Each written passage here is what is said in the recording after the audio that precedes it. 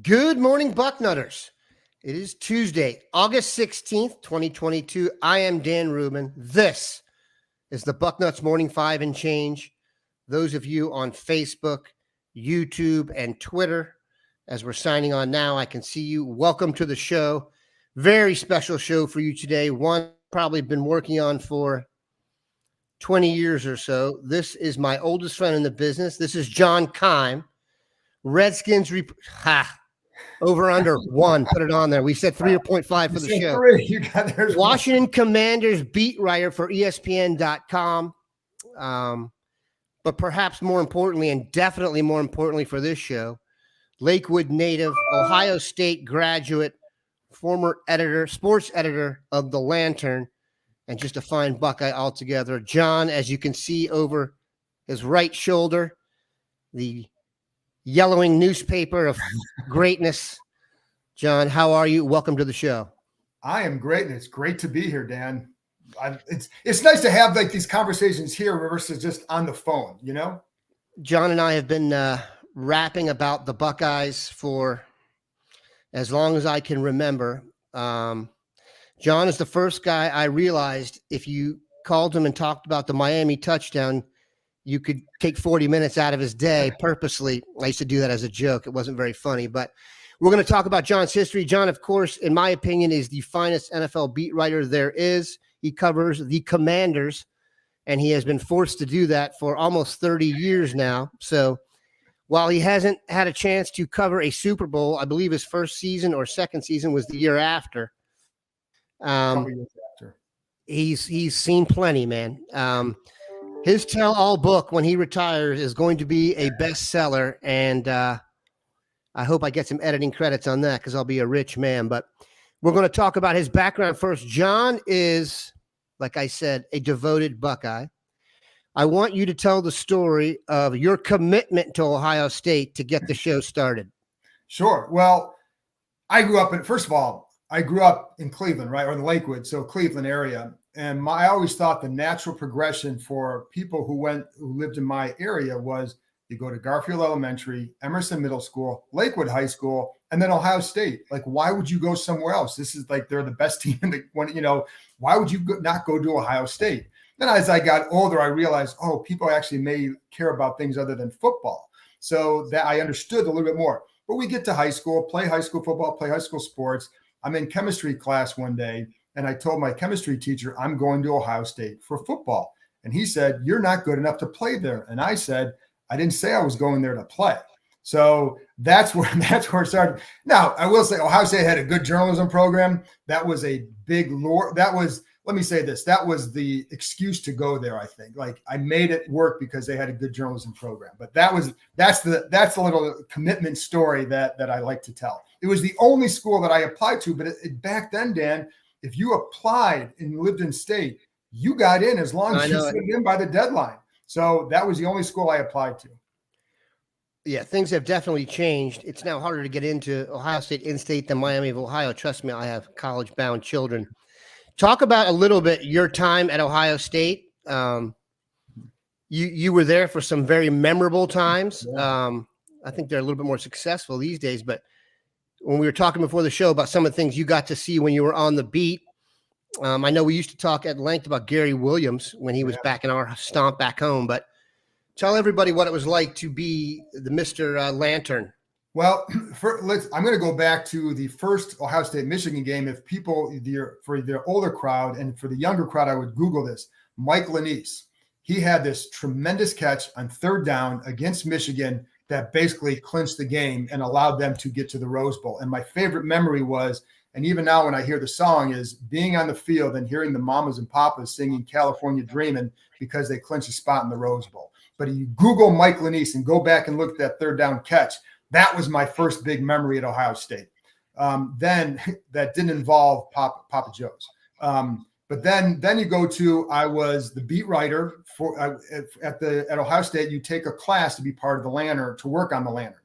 And when I was a reporter, I wanted to cover the basketball team. That was Gary Williams' first year. I ended up covering his 3 seasons at Ohio State, first for the Lantern, and then for I think it was Buckeye Sports Bulletin and a couple other publications like that. and got to know Gary very well. I think he tried. I'll say this. He liked me a lot because I was always at practice. I was there every practice. No other beat reporter for the Dispatch, nobody else was there at every practice. And so Gary Williams would tell me stuff, or I would go in. Dan, I was a student reporter going into his office the day after games for sit-down interviews for 45 minutes. Times have changed. If they lost, I would get a call from his secretary saying, Gary's not going to have this today.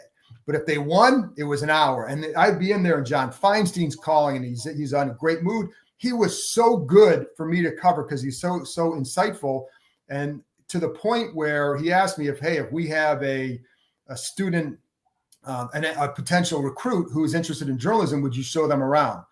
May have been a conflict of interest at the time. It never came to that. So I'm glad I didn't have to face that. But that's the relationship I had. Now, in the end, I think he was going through a divorce. He's going through some tougher times. I think I started to annoy him a little bit because I was always there.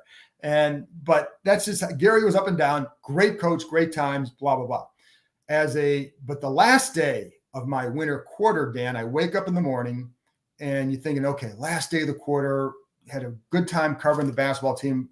This is going to end easily. Get a call, Woody Hayes died.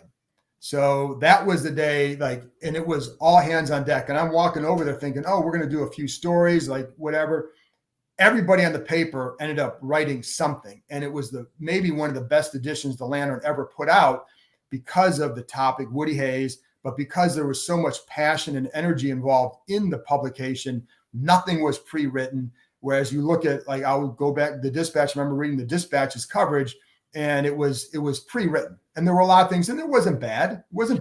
But I think the separated ours is there was a lot of passion and energy in it because it was all hands on deck. I mean, everybody was working on it. I'm calling the White House and do this. So then we flash forward to when I'm the sports editor. And during that time is when Earle Bruce gets fired. And there was there was the controversy over that. You have people going to his house and, the band going to his house and playing. And, that was another obviously big story that occurred when I was there. And it was, it was an interesting time because, Earle 9-3 every year. But he had that legacy too. And it was, it was a fun, actually for a sports, there was a fun time because a lot was going on. Yeah. And I also remember, I also went to his last game, or the last regular season game at Michigan that year when he was a coach, and he's in the fedora and all that. And my wife, then girlfriend, and I were in the stands, and the Michigan alums and all that, the people around us were very kind, giving us food until Ohio State started winning. And Carlos Snow runs down the sideline to touchdown. And then people stopped being quite as nice. And one guy takes my hat off and throws it behind him. He's like, I don't like you. And I said, well, you're not on my Christmas card list either, pal. But I will say, by and large, they were very friendly still. It's just that they were a little bit quieter, which I quite enjoyed. So I will say this about John. John is one of the guys I learned from, and these things have changed for sports writers. But when John and I got in the business, you couldn't write you couldn't get your opinion out there and such. And now things have completely changed. But John's main thing was always the Buckeyes. It was the one thing where he would kind of get disheveled and, he's Johnny Midwest, straight down the middle guy. But when you get the Buckeyes going, he would be clueless, I would say, from his base. Now that you have a chance to be a fan of the team and you've kind of maintained that, I've tried to get John to switch to the Slantern. I'm noticing it was – that's hilarious. I got to show that. That's great. Oh, we got to talk about that in a second. We've got an injury here to Evan Pryor. We will get to that. Believe me, there's current events that's coming up. Yeah. Like I said, let's actually talk about that real quick. We are getting word that Evan Pryor possibly could have been injured. We will have complete coverage of that. Practice is open today, and the guys will be there. So he is injured. What we're waiting for now is just when it's a knee injury, you got to just wait. There's obviously going to be some x-ray or just, if you find out it's an ACL or whatever. So we are not talking about that, but we are going to hit that when we have a little bit more information. But let's talk about the current team, John.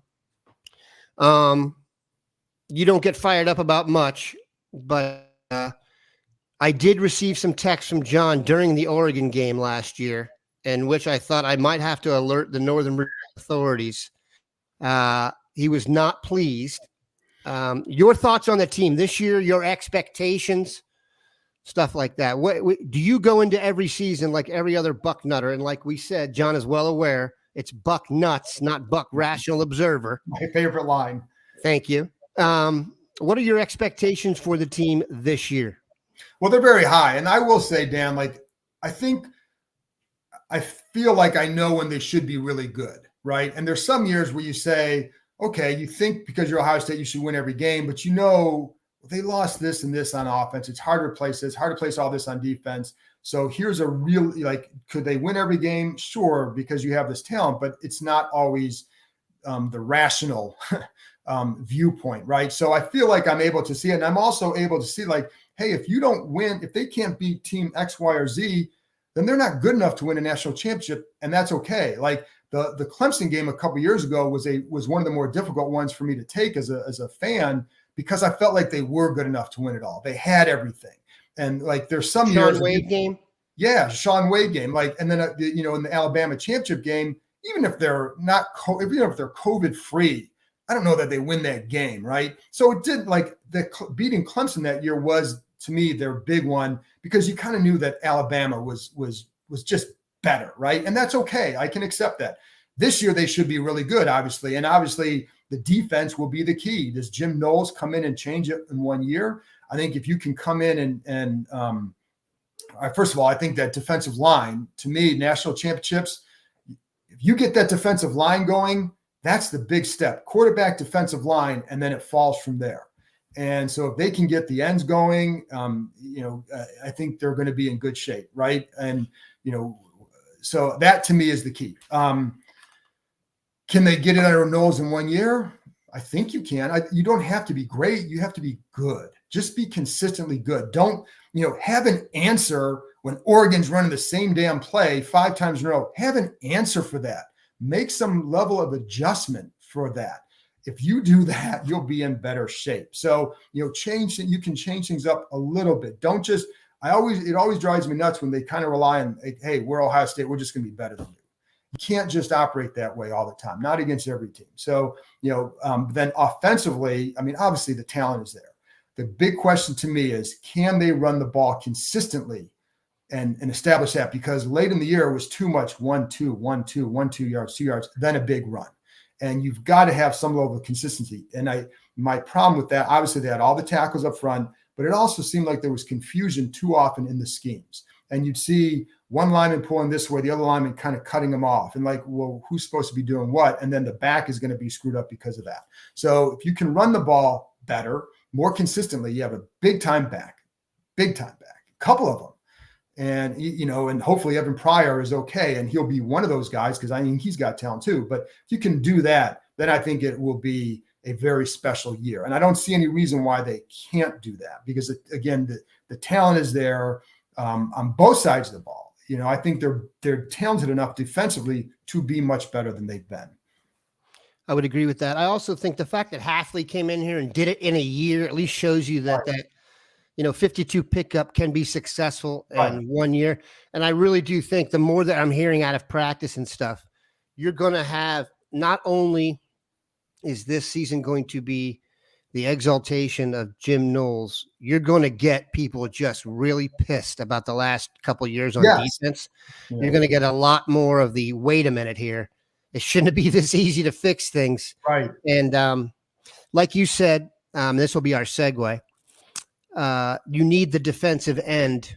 Right. I mean, when I look at Ohio State and, like you said, feel like you can really go in there and take Tricky Nick's head off, it's because you had one of the Bosa brothers and one of the or Chase Young, which brings me to this. Or you look at this game, Will Smith, guys like that. Like that team that defensive line was awesome. And it's like, when you have that, look at the teams that win titles. You look at the defensive lines, it starts there. It really does. So that's why, if they can do that, but anyway, let's go. No, definitely. So John covers the Commanders, and It's very, very interesting, guys. When you cover a team in the NFL, much like you guys have experienced when you're listening to coverage of the Buckeyes, I would hope that you would understand that here at Bucknuts we get a little more in depth than the national coverage. So when you go national coverage on something, it's different. So Chase Young left here as a star. He arrived as a star and got a lot of credit. If you go to DC now, there are plenty of people, including a few in the media, who are Chase Young is on his way to not being what they wanted. Bring us up to speed on where Chase is from a general sense. He's been injured. He wasn't the werewolf that we expected. I'm not sure I totally expected it as early as some others, but I'm not going to say he's at a crossroads, but in terms of being that dominant force, number 2 pick in the draft, picked before Justin Herbert, he's kind of not shown that yet. And there's I think at least a little bit of concern. Yeah. And right now he's still rehabbing from his ACL. He tore that in mid-November. So it was reconstructive surgery. That means that the timetable is a little bit longer than it for a normal ACL repair. So we don't know when he's going to come back. He's working on a side field during practice, doing a little bit of stuff. He can run straight. As you know, with the ACL, it's always not about running straight. It's lateral movement. And so, but he can do that. He's running pretty well. And he's looks like he's in great shape, as he always is. But we don't know yet when he's coming back. Definitely going to miss the opener. It wouldn't shock me if he misses at least 4 games, maybe up to 6 or so. But we don't know yet. So when he comes back, he's got to then show he can be the pass rusher that they think he can still be. Part of the problem, Dan, his rookie year was 2 halves of the year. First half, he was dealing a little bit with the hip injury, but he also, on his pass rushes, they felt like he was too straight on with guys. Like, he's got the quickness off the ball. They wanted him to attack half of the tackle. So if he's going straight ahead, he's losing his ability to win with that quickness and the hand strength, the hand violence that he can play with. So he started doing that in the second half of the year. Hip gets better, attacking more half of the blocker, and started winning more. And he was making plays. He was creating problems in the backfield, even when he wasn't getting the sacks. Right. He was doing what they thought he could, right? And then that led into last year, really high expectations for him. In the offseason, he focused a lot on strengthening his ankle so he could turn the corner better and do some of those things that he isn't necessarily his game, right? He's not Von Miller, but he wanted to get better in that area to strengthen his ankles and get a little bit more dip and all that. Well, as a pass rusher in the first half of the year before getting hurt, I think it was 1.5 sacks, too often what you'd see him trying to win in ways that he hadn't the previous year. So he'd come off the ball, take 2 steps, and then start to stutter step.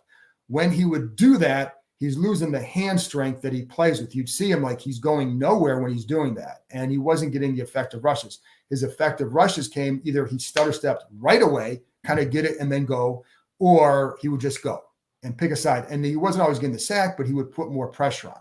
That's what they want to see more of. I know the stutter stepping drove them nuts. If he can get away from that, which he can, because that's not a talent thing, that's a approach thing, right? It's just like, don't do that. And he didn't the year before as much. So I think he can get back to that if he kind of scraps that method of rushing. He's still very, very talented. And I would not it's way too early to put him on this. Hey, he's not going to do it. I was talking to Ryan Kerrigan, who was his teammate, just retired, very good defensive end for Washington for years, all-time sack leader.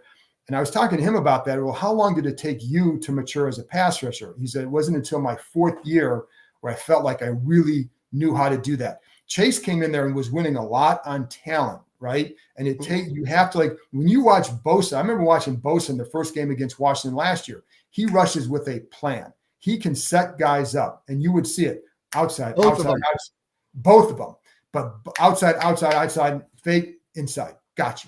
And you saw the plan that he rushed with. I think with Chase needs to still get there, but that's a developing thing. But also, if he just gets back to rushing the way they want, he can be very effective still. Yeah, I think he's under a lot of pressure. I also think when you go from the Bosas, they were kind of ready-made warriors when they got here. They were raised by a former pro defensive end. Their uncle's a defensive end. They were as ready to, I mean, Joey Bosa was a starter as a freshman here on the defensive line around pros and was very, very good. That is almost unheard of. Right. Chase doesn't have that array of moves or that pedigree. So it's going to be a little harder for him to adjust, I think. And I think some of it is just, again, it's a mindset. And I think the other thing they want to get him into is understanding, like when you're rushing, how you sometimes then have to set other guys up and play within that scheme. And you can still do things, but playing within that is another minor thing for them. But really the first thing is the approach as a pass rusher. Yep. Well, I guess what I was trying to say is I think the Bosas would have been successful had they gone to, Western Washington. It wouldn't have mattered. I do think Chase benefited. He came from DeMatha, which is as good a program as you can be in. He went to Ohio State, played for Larry Johnson, which is as good as you can go for structure. And then he went to a place that's known for no structure. And the defensive line coach, by the way, was fired last week. So I don't know if he went into as stable a situation. And I think when that gets worked out and he gets a little chance to, gets healthy, I still think the sky's the limit for Chase. Yeah, me too. The most interesting one, though, is Terry McLaurin and Curtis Samuel. I think you'd be hard pressed. When I talk to Commanders fans or guys from back home, they kind of find it hard to believe that Terry McLaurin was like, I thought he'd be a great gunner. Yeah. He was the best gunner I ever saw in special teams. He never took a snap at Ohio State as anything higher than the number 3 receiver. And Curtis Samuel got the ball more his senior year than I think any Buckeye in the history of the team. If you were to the regular Commanders fan on the street to compare the two, they would laugh at you. Terry McLaurin is arguably, I don't think it's arguable, the most popular player on the team in every way. And Curtis Samuel is the roll your eyes guy. All people check to see is if he's hurt or not. So it's amazing the transformation you can go through. Also, hello, their bank accounts have changed. Now, shed no tears for Curtis, but Terry McLaurin is now, one of the wealthiest former Buckeyes on the earth. Talk about those two guys, the transformation they've gone through, and also just about how McLaurin, I think he was a 3rd-round draft pick, if not the 4th, is literally the top player on the team. Well, when they drafted McLaurin too, and just like you said, they drafted him to be a backup receiver and big-time special teams performer. I think he played 1 snap on special teams his rookie year. That's how good he was. And the thing that always impressed me with Terry, in the spring of his rookie year, he was running what looked to be good routes, but he's going up against veteran cornerbacks, Dominique Rodgers-Cromartie, Josh Norman, who knew how to read receivers. He wasn't getting open. And so he spent time talking to those guys about why, what am I tipping off? And they would tell him things that like change the tempo of the routes, et cetera. So that's the end of the spring in OTA, that's about mid-June, right? So you got a 6-week break before training camp starts. He comes back to training camp a different receiver. They could not cover him in that first training camp. It's like, oh my God, this guy's going to be really good unless we are just getting completely conned by what we see. They didn't play him that preseason because they didn't want teams to know how good he actually had become. He opens up with a 100-yard game, should have had, with decent quarterback play, should have had probably about 3 or 4 100-yard games in his first 5 or 6. He was getting that open and creating that many opportunities. And sometimes it was they didn't see him, they just missed him, whatever. But he should have had more than what he did because he was getting that wide open. So his work ethic has really transformed him as a receiver. And he continues. He's a guy that the money is not going to change. Money can change, guys, as you know that, right? Yeah. And the money's not going to change how he takes his approach as far as, hey, this year I need to improve on this. I'm going to go do this. Last year it was working on his releases from the line. So he went out and worked out with Doug Baldwin, former Seattle receiver, who was good at that, and spent several days out there working on that. So and so I think that story and the fact that when you listen to him speak, every answer is a minute long and very thoughtful. And it could be any topic, and he's going to have a thoughtful reply.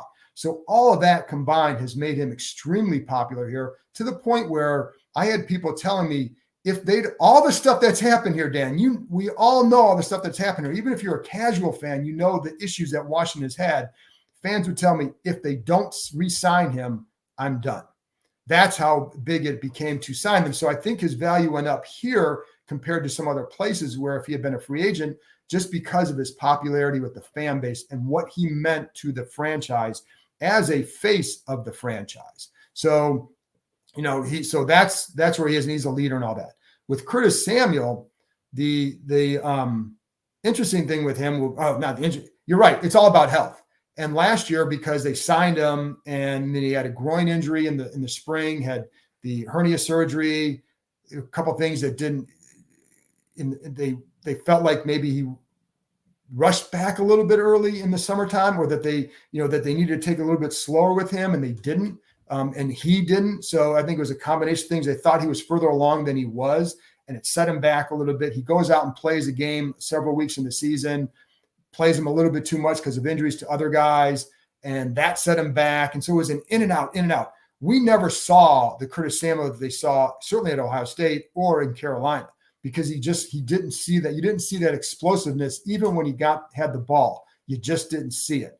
Now you're starting to see more of that. Like he's taken some days off in practice because they want to be very, very, very cautious with him. And, whether or not he can get through the season, we'll see. But he looks more like himself this summer. And what he does for this offense is that versatility, running back, receiver. They can go, and I'm giving you as a Dallas fan, a little scouting report, because they can go 3 receivers with him, put Jahan Dotson, Penn State kid. We saw the one-handed grab, McLaurin, Curtis Samuel, J.D. McKissick, very good third down back, and a pass-catching tight end. And then you can line up McKissick and Samuel in the backfield. Who will one of them get the ball? Or are you creating a mismatch on a pass route? Those kind of things. That's what Samuels does when he's healthy. And, so far he looks good when he's moving. He's had some cuts. He's more, he's sharp cuts and all that. So I think, if I were talking to a Commanders fan, I would say, listen, he'll be there for the season opener. Beyond that, I don't know what's going to happen. But if he stays healthy, he's a big plus for this offense.